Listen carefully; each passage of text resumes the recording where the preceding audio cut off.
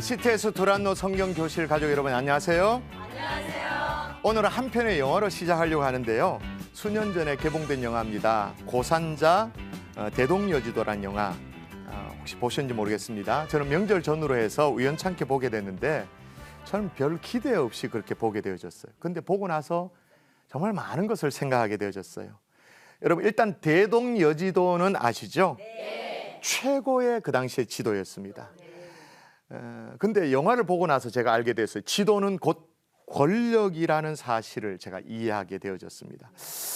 지도가 권력이다. 뭐 지금이야 널리 깔린 게 지도고 뭐 책으로도 나와 있고 인터넷으로도 뭐 내비게이션도 구석구석 아주 작은 가게까지 맛집까지 다 알려줍니다만은 이게 조선시대는 그게 달랐던 것 같아요. 그 시대는 지도가 곧 권력이고 생명이었던 시대였더라고요. 이런 상황 속에 조선의 진짜 지도를 만들기 위해서 두 발로 전국을 누볐던 사람이 있었죠. 왜 영화의 제목이 고산자냐면 김정호의 호가 고산자였기 때문에. 하여튼 이 김정호가 진짜 조선의 지도를 만들겠다라는 그런 어떤 목표를 가지고 엉성한 지도 말고 대충 그려놓은 지도 말고 진짜 조선의 지도를 만들겠다고 팔도를 누빕니다. 그래서 조선 말기 실학자답게 김정호가 만든 이 대동여지도는 방위는 물론이거니와 거리 또 기하학적인 요소뿐만 아니라 관청, 가구, 인구, 성터, 능묘, 봉수, 온천, 창고 그걸 다 정보를 기록했어요. 그리고 읍과 읍 사이에 이 도로에 십리마다 이렇게 눈금을 표기해 가지고 거리의 축적을 어느 정도 알 수 있도록 거리를 가늠할 수 있도록 그 당시 상황으로 이게 상상할 수 없는 정교한 지도를 만들었고 지도에 표기된 모든 상황이 13,000개가 표기되었다고 말합니다. 행정적으로나 지리적으로 자료로뿐만 아니라 군사적으로 아주 중요한 정보가 다 모이게 되어진 거죠. 이 모든 정보가 공유되어지지 않고 특정한 사람의 손에만 있을 때는 정말로 지도가 야 이게 권력이 되겠구나라는 그런 생각이 들더라고요. 그러나 영화에 보면 이 모든 것을 누구나 필요한 사람들의 공급해왔다는 일념으로 대동여지도의 목판을 제작을 합니다. 목판 찍어내려고. 실제 역사와는 다를 수가 있겠습니다만 하여튼 영화는 그랬어요. 목판 제작으로 지도를 이제 대량 생산해서 누구나 필요한 백성이라면 지도를 공급해서 받아서 쓸 수 있도록 하겠다라는 그런 목표였어요. 그래서 주변 사람으로도 너 미쳤다. 지도가 돈이 생기냐 이런 비난을 들어가면서도 이 고산자 김정호는 지도 제작에 몰두를 하게 되어집니다. 제가 왜 오늘 영화 얘기 이어서 지도 얘기를 할까요? 오늘 본문에 지도 제작에 박차를 가하는 장면이 나오기 때문이에요. 이스라엘은 이제 가나안 정복 말미가 되었습니다. 여호수아가 마치 김정호처럼 자 이렇게 말합니다. 여러분 여호수아 18장 4절을 한번 읽어볼까요? 4절 같이 한번 읽어봅니다. 시작. 너희는 각 지파에 세 사람씩 선정하라. 내가 그들을 보내리니 그들은 일어나서 그 땅으로 두루 다니며 그들의 기업에 따라 그 땅을 어떻게 해서 내게로 돌아오라고 말합니까? 그 땅을 그려서 소위 지도를 만들라는 거예요. 아까 말씀드렸던 대동여지도는요 이번에 제가 배웠습니다. 22개의 첩으로 만든 지도, 그러니까 병풍처럼 이제 한 첩의 지도를 쫙 펴고 그 다음에 또 한 첩의 지도를 펴고 또 펴고 해서 이제 퍼즐 맞춰 가듯이 하면 전체 지도가 만들어지는 그런 방식이더라고요. 여호수아도 마찬가지입니다. 땅을 몇 개의 구획으로 나누어서 그걸 그려가지고 오라고 말해요. 자 6절 제가 한번 볼게요. 6절 그 땅을 7부분으로 그려서 이곳 4개로 가져오라 라고 말합니다.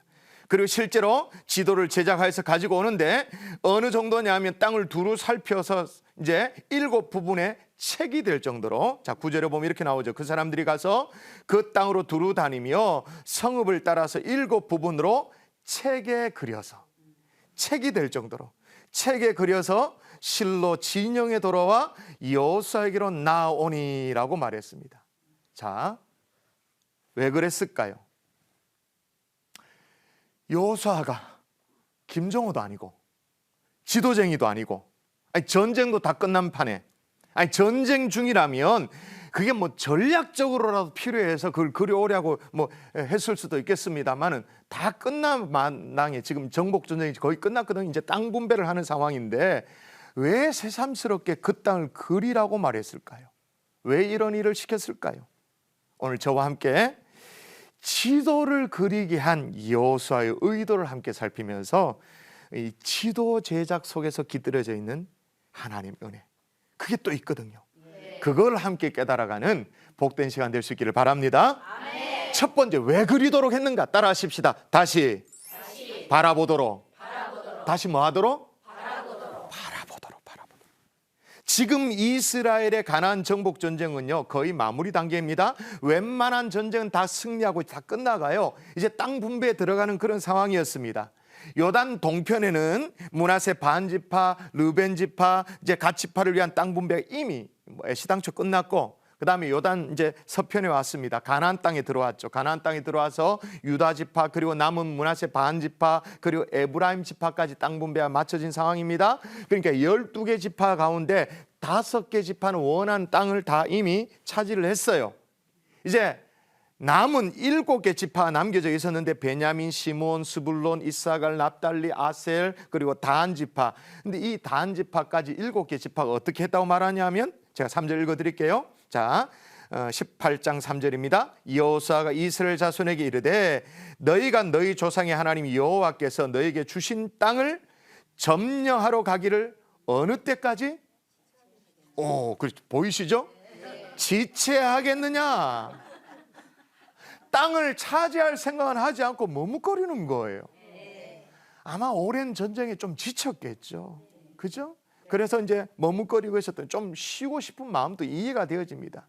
또 다른 한편으로 이제는 이스라엘 12지파가 다 함께 전면전으로 나아가는 것이 아니라, 그건 다 끝났고 국지전으로 요 지역의 땅을 이제 차지하게 되면 요 남은 어떤 잔당들을 처리하고 이런 것들이 남았는데, 각 지파가 들어가서 싸울 엄두를 못 내는 거예요. 지쳐서 그런지 아니면 승리에 대한 확신이 없어서 그런지, 이유가 어쨌든 간에 머뭇거리고 있는 상황이에요.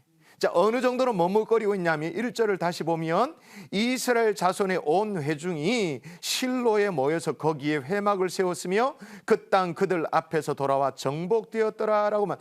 어디에 모여서 회막을 세웠다고 말하면 실로라고 나와요. 가나안 정복 전쟁 초기 이스라엘의 중심은 길갈이었습니다. 길갈은 요단 동편 쪽에 치우쳐져 있었어요. 그 인접한 곳이었어요. 근데 거기서 이제는 가나안 중심 실로로 회막을 옮겨왔다라는 것은 말 그대로 이제 끝났다 그 말이에요. 다 끝났다. 회막을 옮겨올 정도면 이제 다 끝난 상황인데도 불구하고 7개 지파가 머뭇거리고 있는 상황이에요. 더 나아가지 않는 상황이에요. 이런 7지파에 대해서 지도자 여호수아가 내린 처방은요 호통이 아니었어요. 위협을 하면서 막 내모는 그런 방식이 아니었습니다. 이들에게 뭘 주문하냐면 각 지파에게 3사람씩 선정해서 내게 보내라는 거예요. 3사람씩. 자, 그리고 그들을 보내면서 다시 4절 제가 또 읽어볼게요. 4절입니다. 그 땅에 두루 다니며 그들의 기업에 따라 그 땅을 그려가지고 내게로 돌아올 것이니라. 그려서 오는데 뭘 따라 걸어오려고 말하냐면 그들의 기업에 따라서. 기업에 따른다는 말은 직역하면 직역입니다. 입에 따라서. 입에 따르다는 말은 각 지파의 목군형 숫자에, 그러니까 사람 숫자에 따라서 경작지가 필요한 사이즈가 있잖아요. 목축지 얼만큼 떼거리를 얻을 수 있는가 뭐 그런 거 계산하는 게 있잖아요. 원하는 만큼 원대로 그려서 가져오라 그 말이에요. 왜 지도를 그리도록, 왜 두루 다니며 그림을 그리도록 했을까요? 그것도 본인이 원하는 대로 왜 그리도록 했을까요? 여호수아의 진단은 뭐냐? 이건 봐야 된다는 거예요. 전쟁이 다 끝나갔는데도 올라가지 않고 머뭇거리고 있는 이들의 문제는 뭐냐? 다시 그 땅을 바라봐야 한다라는 거예요. 여러분, 영화 고산자에 거기 김종호가 만든 이 지도를요 권력층들이 반가워하지 않습니다. 왜? 지도는 정보니까, 권력이니까 그걸 다 나누겠다고 하니까 권력층들이 좋아하지 않죠. 그래서 김정화가 만든 이 대동여지를 어떻게든 빼앗으려고 정말 교활한 방법을 쓰고 야비한 방법을 막 그렇게 다 씁니다. 그래서 끝까지 빼앗기지 않으려고 사수하다가 이 김정화가 마지막으로 쓰는 방법이 뭐냐? 뭐 진짜 그랬는지 모르겠습니다만 영화에는 하여튼 그랬단 말이에요. 강화문 앞에 지도를 쫙 펼쳐 22개 첩이라고 그랬잖아요. 한 첩이 병풍처럼 돼 있는데 그걸 쫙 펼치고 이어 붙여서 퍼즐처럼 해서 전체 지도가 완성되어진다고 했는데 그렇게 다 완성하니까 제가 대동여지도 그렇게 큰 사이즈인 줄 몰랐어요. 가로가 4m, 세로가 7m. 꽤 규모가 있죠. 그걸 쫙 펼친 거예요. 그래 다 펼쳐 놓으니까 영화에 보니까 지나가는 백성도 그리고 그 지도를 빼앗으려고 했던 사람들도 서서 그걸 지켜보는 거예요. 그러면서 하는 얘기가 있어. 그게 저한테는 굉장히 인사이트가 있었어요. 우리 땅이 이렇게 생겼어? 본 적이 없었던 거죠. 이게 우리 땅이야? 자기들끼리. 그냥 지나가는 백성도 바라보면 이게 우리 땅이야? 그것을 빼앗으려던 권력자들도 오, 이게 조선 땅이야? 우리 땅이야? 무슨 얘기죠? 보지 않고는 소망할 수가 없는 거예요. 보지 않고는 꿈꿀 수가 없는 거예요. 그래서 어떻게 하도록 했던 거예요? 다시 바라보도록. 보기 전에는 어떤 것도 소망할 수 없기 때문에 다시 바라보도록 지도자 여호수아는 직접 보고 그려가지고 오라 라고 말했던 거예요. 그런데 초기에 스페인하고 포르투갈이 세계를 제패했던 이유에 대한 썰들이 많이 있습니다. 그런데 가장 큰 이유로 꼽는 게 뭐냐? 그들 손에는 지도가 있었다라는 거예요. 그들이 유럽에서 아프리카를 돌아서 인도로 그리고 대서양을 건너서 아메리카로 나아갔던 그 모든 것들이 그들 손에 지도가 있었기 때문에, 해도가 있었기 때문이라는 거예요. 누군가는 먼저 보았고 본 그것을 지도로 옮겼고 지도를 통해 가지고 또 다른 이들이 그걸 바라보게 되었다 그 말인 거예요. 그래서 누가 나서게 되어져요? 콜럼부스가 나서게 되어지죠. 그의 손에는 지도가 들려져 있었던 거예요. 물론 신대륙은 그려져 있지 않았습니다만은 대서양을 넘어서 아메리카 신대륙을 발견하게 되었던 거예요. 여러분, 요즘 뭘 보고 살고 계십니까? 여러분 어디에 시선을 두고 계십니까? 다시 눈을 들어 하나님을 바라볼 수 있기를 주의 이름으로 부탁드립니다. 아멘. 하나님이 꿈꾸게 하시는 그 뭐가 있을 거 아니겠어요? 네. 그걸 다시 바라보는 거예요. 그래야 우리 가슴이 다시 뛰는 거예요. 식어졌던 우리 가슴이 다시 뛰어야 올라가서 전쟁을 하든 뭐든 할 거 아니겠어요? 네. 다시 바라보는 하나님의 종들 될 수 있기를 주의 이름으로 축원합니다. 아멘. 또 여호수아가 왜 이렇게 했는가? 두 번째, 따라하십시다. 다시. 꿈꾸도록. 예, 여호수아는 7지파에게 각각 3명씩 정탐꾼을 뽑아서 앞으로 차지할 땅 가서 지도 그려오라고 이제 특명을 내렸습니다. 그러니까 7지파니까 7, 3, 21 해서 21명이겠죠? 21명의 영웅들은요 탐색 지역에 뛰어들어서 막 이곳저곳을 다니면서 그렇게 했을 거예요. 아, 여기 시냇물이 흐르는구나. 야, 여기는 마을 부지가 적절할 것 같은데, 아, 여기는 초원이 있구나. 아, 여기는 옹달샘이 있구나. 여기는 산이 있구나. 그건 뭐 다 그랬을 거예요. 다 그려가면서 부푼 꿈을 가지고 그걸 돌아왔겠죠? 돌아왔을 것입니다. 9절에 보면 이렇게 나옵니다. 그 사람들이 가서 그 땅으로 두루 다니며 성읍들을 따라 7부분으로 책으로 그려서 실로 진영에 돌아와라고 했을 때 그 마음이 어땠을까요? 그들은 가나안 땅을 정탐하면서 지도를 그릴 때 아마 상상했을 거예요. 밭을 일구고 언덕배기에 있는 양떼들을 풀어서 이제 먹이고 사람들과 옹기종기 모여서 살아가는 그런 꿈, 행복한 꿈을 가슴에 담았을 것입니다. 그들이 지도를 그릴 때도 아무런 생각 없이 그리지 않았을 거예요. 그런 꿈을 가지고 그렸을 거예요. 사실 그렇게 그렸을 것입니다. 그러니까 여호수아의 판단은 이스라엘 백성들이 머뭇거리는 것이 지쳐서가 아니라는 거예요. 오래된 정복 전쟁 때문에 이게 번아웃이 되어서 그런 게 아니라는 거예요. 또 한 번의 전쟁을 치르는 것이 두려워서 머뭇거리는 게 아니라는 거예요. 약속의 땅을 봐야 된다고 생각했던 거죠. 다시 꿈꾸도록 했던 거예요. 그래서 직접 가서 보도록 했는데 직접 가서 보고 직접 그려보라는 거예요. 자, 그러면 여호수아의 입장으로 가보십시다. 여호수아는 본 적 있나? 여호수아는 지금 내몰면서 직접 가서 그려보라 라고 말하는데, 그럼 여호수아는 본 적 있는가? 있죠. 갈렙하고 무려 40여 년 전에 모세로부터 보냄을 받아가지고 12점탕으로 뽑혀가지고 다른 사람은 엉뚱한 소리 할 때, 그죠? 가슴 뛰는 보고를 했잖아요. 민수기 말씀 읽어드릴게요. 우리가 두루 다니며 정탐한 땅은 심히 아름다운 땅이라 여호와께서 우리를 기뻐하시며 우리를 그 땅으로 인도하여 들이시고 그 땅을 우리에게 주시리라. 이는 과연 젖과 꿀이 흐르는 땅이니라. 40년 전에 가서 직접 보고 부푼 가슴이 있었잖아요. 그걸 똑같이 경험해 주도록 하고 싶었던 거예요. 똑같이 경험해 주도록. 그런데 이런 방법이 여호수아가 처음 사용한 방법이 아니었습니다. 여호수아만 그렇게 한 게 아니에요. 창세기 13장에 보면 아브라함의 목자와 조카 롯의 목자가 서로 다툽니다. 도저히 한 집안이 같이 가할 수 없도록 하여튼 목자들이 뭐 땅 싸움을 한지 물 싸움을 한지 하여튼 싸웠어요. 아브라함이 조카 롯에게 그 유명한 얘기를 하죠. 네가 좌하면 나는 우하고 네가 우하면 내가 좌한다, 그렇게 말했습니다. 그래서 조카 롯은 원하는 대로, 자기가 원하는 대로 그 지역을 선택해서 떠났습니다.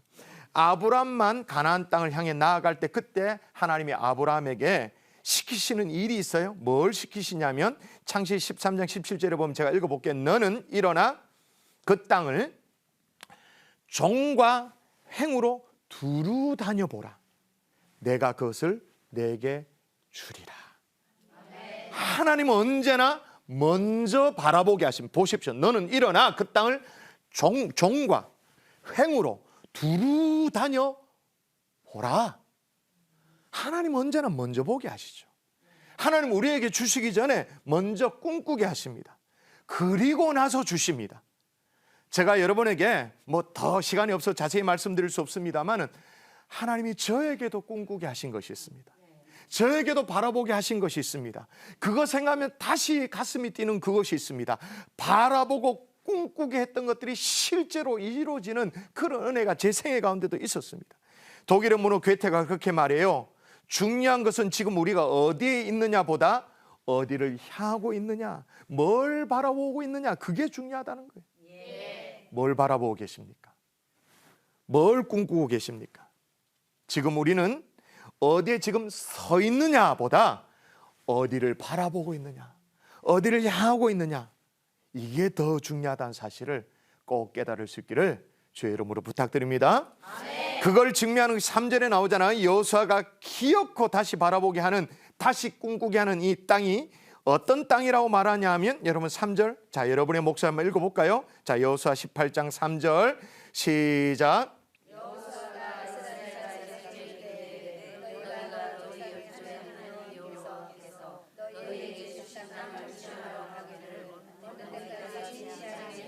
요 가운데 잘 보시면 하나님이 여호와께서 너에게 오호, 주실 땅이 아니에요. 과거형으로 말하네요. 우리가 잘 모르는 것이 하나 있어요. 3절에는 두 개의 동사가 나옵니다. 주셨다라는 동사가 나오고 또 하나는 점령하라, 뭐 취하라는 그 동사죠. 그런데 이 두 동사가 주어가 각각 다르고 시제가 달라요. 자, 처음에 하나는 주셨다라는, 이 주시인에 해당되는 주셨다라는 이 주어는 하나님이에요. 하나님입니다. 그런데 점령하라, 취하라는 이 단어의 주어는 이스라엘 7지파입니다. 주셨다라는 이 말은 완료형으로 기록되어 있습니다. 이미 끝난 거예요. 근데 점령하라, 취하라는 것은 명령형입니다. 그러니까 미래 해야 할 일들을 얘기하는 거예요. 그러니까 어떻게 되는 거예요? 하나님이 너희 7지파에게 이미 땅을 주셨다. 그러므로 너희는 가서 그 땅을 취하라. 여러분, 이미 주신 땅도 취해야 된다는 사실을 아십니까? 이미 주신 땅도 7지파 가서 취해야 하는 거예요. 그런데 이미 주신 땅을 가서 취하는 일도 우리에게 다시 뭐가 일어나야 이게 될까요? 꿈이 일어나야 되죠. 그 땅에 대한 소망이 일어나야 이미 주신 땅도 취할 만한 힘이 생기는 거예요. 오늘 다시 불붙는 꿈의 사람 될 수 있기를 주의 이름으로 축원합니다. 자, 다시 바라보게 하고 다시 꿈꾸더라도 이 모든 것이 누구의 뜻대로 되어야 할까요? 따라 하십시다. 다시 하나님께로. 그렇죠? 하나님의 뜻대로 돼야 돼요. 자, 각 지파별로 뽑아서 이제 그 땅을 직접 그려오라고 했습니다. 7 부분으로 나눠서 그려오도록 했습니다. 그 말은 그려오면 그려온 대로 주겠다라는 뜻입니까? 안 주겠다는 뜻입니까? 처음에 시킬 때는 그냥 우리가 생각하는 느낌으로는 자, 너희들 원하는 대로 그려와라 라고 하면 그려오는 대로 주겠다라는 그런 느낌이에요. 그죠?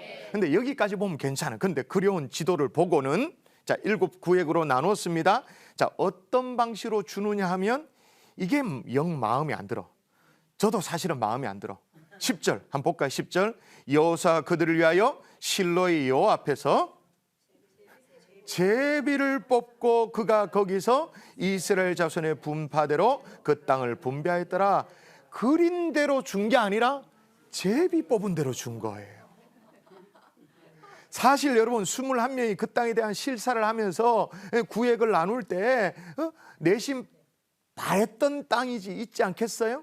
그러면서 뭔가 이렇게 그렸지 않겠어요? 아, 우리 지파는 뭐가 많으니까 양들이 많으니까 요게 안성맞춤이다. 그러면서 야, 이 구획이 우리 땅이면 좋겠다는 그런 바람이 있었지 않겠어요? 소망이 있었잖아요. 야, 이 땅이면 정말 딱이다. 뭐 그런 거 있었지 않겠어요? 그런데 제비를 뽑아라고 하는 거예요. 왜 이렇게 하죠? 말씀의 성취인 거죠. 여러분 찾지 마세요. 잠언 16장 9절에 보면 이런 말씀이 있습니다. 사람이 마음으로 자기 길을 계획할지라도 그 걸음을 인도하시는 이는 여호와이시니라. 사람이 마음으로 자기의 길을 계획할지라도 야, 우리 여기에 집을 지으면 좋겠다. 우리 집안은 여기 어떻게 모여 살면 옹기종기 참 행복하겠다. 그렇게 계획을 할지라도 그 걸음을 인도하시는 이는 여호와 하나님이신 줄 믿습니다. 우리가 그림을 그렸다 할지라도 주시는 분은 하나님이십니다. 그 근본적인 믿음이 여러분 가운데 있습니까? 우리가 꿈을 꿨다 할지라도 그 꿈을 이루어 주시는 분 하나님이신 줄 믿습니다. 근데 그게 누구의 뜻대로? 하나님의 뜻대로. 우리의 원대로가 아니라 하나님의 뜻대로. 여러분, 여기에 우리가 아멘, 하나님의 뜻대로 이루어지길 원합니다. 아멘 되어도 괜찮은 것이 뭐냐 하면 괜찮습니다. 괜찮은 이유가 뭐냐면 자, 여호수아가 7 구획으로 나눠서 세 명의 정탐꾼들이 가서 막 살피면서 여기가 우리 땅이 되면 좋겠다고 그려왔습니다. 자, 그려온 각각의 땅이 가나안입니까? 가나안 아닙니까? 그려온 땅이 가나안입니까? 광야입니까? 가나안이죠. 아직 정복되지 않는 가나안이에요. 가나안이면 되는 거예요. 내 뜻이 아니어도 다른 거 뽑아서 내게 준다 할지라도 그게 가나안이면 되는 거예요. 하나님의 뜻 안에 있으면 되는 거예요. 이걸 인정했기 때문에 오늘 본문 10절을 볼까요? 10절 여러분이 똘똘 하십시다. 여호수아가 같이 읽습니다. 시작.